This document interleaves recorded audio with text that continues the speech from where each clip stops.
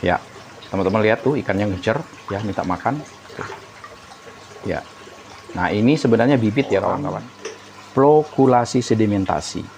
Jadi air dari sana, ya dari sana, itu kita alirkan kemari. Nah, ini kita beri sedikit oksigen, tapi jangan banyak. Nah, ini nih, ini namanya jaring nelayan. Teman-teman bisa dibeli secara online, banyak sekali jualannya ya. Nah, jaring nelayan ini kami bikin 3. Apa? Pada air yang sudah disaring ini kita berikan oksigen. Ya kan? Tujuannya adalah supaya di sini bakteri. Assalamualaikum warahmatullahi wabarakatuh, sahabat pengguna YouTube dimanapun berada. Kami sangat senang sekali karena begitu antusias teman-teman yang memulai ingin belajar, ingin tahu seperti apa sih yang namanya budidaya ikan, ya skala rumahan, baik itu ikan nila, ikan mas bawal dan lain-lainnya. Dan banyak sekali request dari teman-teman setelah kami mengulas banyak tema tentang perhitungan berapa modal dan kebutuhan dengan skala kecil maupun dengan skala yang menengah. Pada video ini, kami ingin mengulas sebuah tema sesuai dengan request dari teman-teman subscriber. Seperti apa sih pengolahan air yang benar sehingga air tersebut terus-menerus bisa kita pergunakan, tidak mesti harus digonta-ganti. Jangan skip videonya karena akan kami ulas secara lengkap melalui video ini.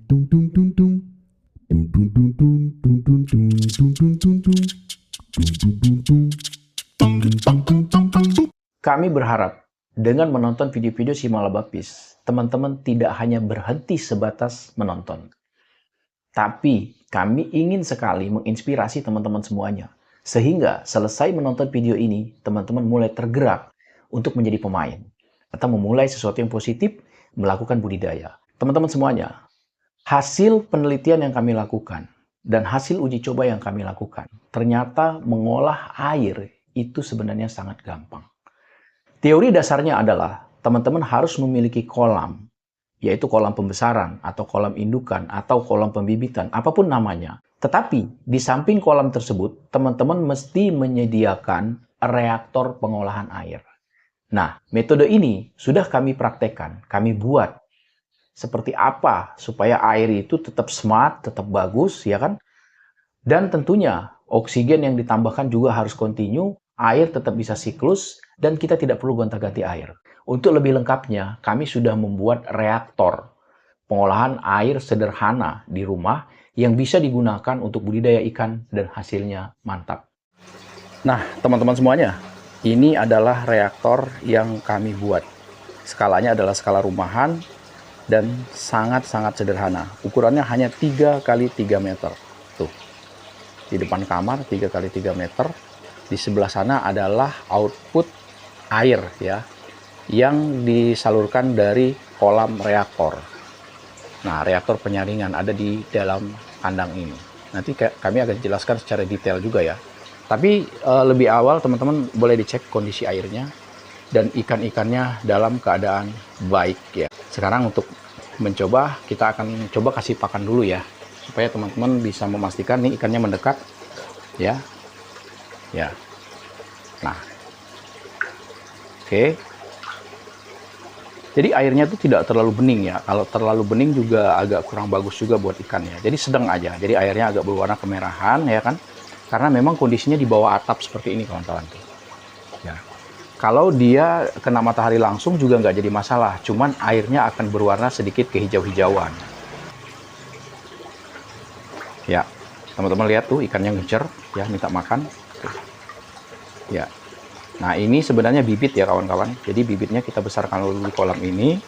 Setelah dia mencapai ukuran 20 gram, seperti video-video yang sering kami tampilkan, barulah bibit-bibit ini akan kita naikkan ke kolam penggemukan yang ada di belakang rumah. Ya, kita punya kolam penggemukannya atau pembesarannya khusus ya. Makanya bibit ini kita besarkan dulu. Jadi sampai mencapai ukuran 20 gram ya. 20 gram tuh ukurnya sudah agak besar-besar. Ini sebenarnya udah banyak yang 20 gram ya. Tapi karena di belakang belum panen, maka ini belum naik ya. Nanti kita akan ambil. Nah, kemudian yang dikurung ini teman-teman bertanya ini apa? Ini sebenarnya ikan hasil panenan. Tapi ini udah ada yang mesen gitu loh kan. Jadi supaya nanti yang belinya nggak susah lagi ngambil. Jadi ini kita tinggal angkat. Tinggal kita timbang aja. Dan ini walaupun ikan sedang di karantina, teman-teman bisa lihat nafsu makannya. Tuh. Tidak ada masalah. Jadi walaupun ikan ini dalam kondisi dikurung seperti ini, tapi nafsu makannya tetap gila-gilaan, gitu loh. Kami harapkan walaupun dia dikurung, tapi berat badannya nggak susut. 1 minggu saja itu berat badannya akan bertambah bobotnya. Nah, kalau yang di bak-bak kecil itu adalah karantina untuk burayak atau bibit ya, gitu loh. Ini sebenarnya kolam kecil ini padat sekali teman-teman, sampai ke ujung sana. Coba dikasih makan yang di ujung sana tuh. Tuh. Teman-teman perhatikan. Jadi kolam sekecil ini itu bisa menampung ribuan bibit. Nah, gitu loh kan, ribuan bibit, teman-teman. Saya lihat. Oke, jadi apa yang kami bicarakan tuh tidak hanya sekedar teori doang, tapi inilah reaktor yang kami buat. Sekarang kita akan sepil seperti apa sih reaktor penyaringan sederhananya untuk kolam pembesaran ini. Oke, kita cek teman-teman. Nah, inilah yang kami maksudkan dengan kolam flokulasi sedimentasi. Jadi air dari sana, ya dari sana, itu kita alirkan kemari. Nah, ini kita beri sedikit oksigen, tapi jangan banyak-banyak. Kalau banyak-banyak dia ngaduk. Dan oksigennya digantung, ya kan? Jadi gelembungnya tuh digantung, nggak nyampe ke bawah. Kalau nyampe ke bawah, otomatis kotoran di bawah akan teraduk. Nah, teman-teman melihat kondisi air ini seperti agak bening gitu ya. Padahal air ini ketika masuk, kita kasih oksigen di sana, maka kotoran akan terhantam ke tembok ini. Dia akan mengaduk, bentuk kotorannya seperti ini kira-kira. Ya kan? Nah, kemudian akan mengendap di bawah.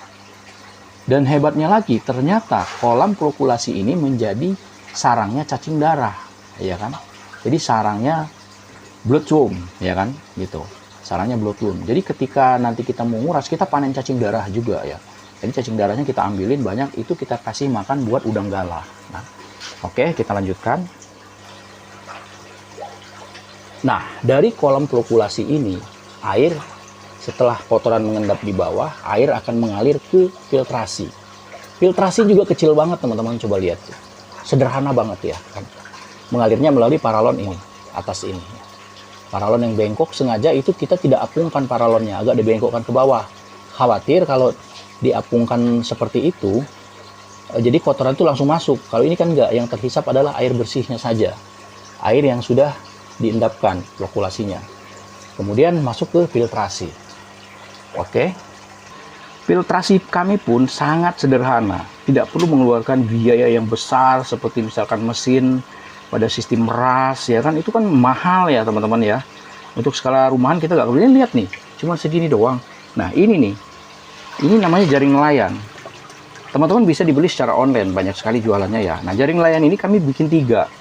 Di bawah ada 2 tumpuk, ini 1 di sini ya. Jadi supaya air ketika nembak, sebelum dia turun ke bawah, dia sudah terhisap, ya kan, yang namanya TSS atau Total Suspended Solid. Kotoran-kotoran halusnya yang mungkin gagal mengendap di kolam flokulasi atau sedimen ini, ya kan, dia akan tersaring lagi di sini teman-teman semuanya. Nah di bagian bawah, di bagian paling bawah di lantainya itu ada paralon bolong, paralon ke sebelah sini, sehingga air tuh nggak mengalir lewat atas, mengalir lewat bawah. Jadi masuk lewat atas, turun ke bawah, air di bawah sudah ada paralon, airnya akan lari ke sini. Nah teman-teman lihat sendiri kondisi airnya. Ya, apa yang ditampilkan oleh si Malabapis itu nggak mengada-ada ya. Jadi kami walaupun skala kecil dan itu sudah melalui sebuah uji coba sebelum kami bikin konten. Jadi setelah kami rasa cukup, barulah kami sampaikan kepada masyarakat. Ya mudah-mudahan bisa menjadi sumbangan ilmu buat orang banyak, mudah-mudahan jadi amal baik ya buat kita semua. Nah, kenapa pada air yang sudah disaring ini kita berikan oksigen? Ya kan? Tujuannya adalah supaya di sini bakteri tetap hidup. Kenapa? Karena sebenarnya pengolahan air itu kita tidak boleh mengabaikan kerja bakteri. Jadi ini tetap tuh, ini ada aliran air, oksigen masuk, ini tetap kita beri oksigen, ya kan? Nah, sehingga bakteri ini tidak mati, teman-teman. Tuh lihat. Nah, air ini akan berputar ke sini, ya kan? Akan berputar ke sini, teman-teman, ya. Nah, ini ada mesin. Mesinnya itu cuma 40 watt. Nggak gede-gede amat gitu kan, 40 watt. Nah, mesin ini akan menghisap air di sini. Dan ini juga kita berikan oksigen. Oksigen itu tidak boleh putus. Ketika oksigen putus, maka akan muncul amoniak. Amoniak itu hasil penguraian senyawa-senyawa organik, ya kan? Pembentukan senyawa-senyawa organik yang gagal dimakan atau diuraikan oleh bakteri. Nah, oksigen lagi, kemudian dihisap air ini ke paralon ini dan akan dibuang ke sono. Dibuang ke sono. Kami tidak mau mubazir, artinya ketika air output ke situ, kami coba tampung pakai bak-bak kecil. Untuk apa? Untuk bibit tuh. Coba dikasih bibit. Ya, itu bibit. Walaupun baknya kecil, itu muat untuk ribuan burayak, teman-teman semuanya. Di ujung juga sama, gitu loh. Ketika bibit sudah sejempol-jempol tangan, kami turunkan ke sini. Memang dia kolam bibit ya. Sini, Del. Nah, jadi kolam ini kecil, teman-teman, hanya 3x3, tapi penuh. Kenapa? Karena airnya peak. Ya itulah. Airnya tuh tidak diragukan. Ikan tuh nggak ada yang namanya ngap-ngapan, kemudian loyo, jamuran, berpenyakit, tuh nggak ada di sini tuh. Teman-teman lihat. Nah, tentu kita karena ikannya padat, kita kan nggak mungkin cukup hanya menggunakan oksigen dari sirkulasi aja. Oleh sebab itu kami menambahkan 1 unit aerator, dan aeratornya tuh hanya LP100 aja. Tuh, hanya 1 titik di pojok, 2 titik, ya kan? 3 titik di sini, ya kan? 4 titik di dalam, ya sekitar 5 titik lah aerasinya tuh, sedikit lah. Gitu. Tapi insya Allah, walaupun hanya 5 titik, lihat sendiri ya teman-teman. Kami tidak akan mengatakan ikannya sehat, ikannya bagus. Teman-teman bisa lihat sendiri. Gitu. Ikan yang dikurung pun makannya tetap gila tuh, makan tuh, lihat tuh. Nggak masalah walaupun dikurung di dalam keramba, ikannya tetap makan dengan lahap. Nah, ini di samping ya. Di depan ada samping lahan kosong, kita manfaatkan.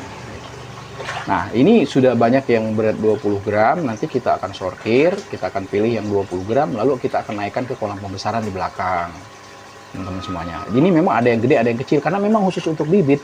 Ketika bibit sudah mulai bisa menelan pelet, turun ke bawah dari bak itu. Kemudian dari kolam indukan kita naikin lagi bibit, terus seperti itu. Sehingga kami bisa menghasilkan ribuan bibit, walaupun dalam skala rumah.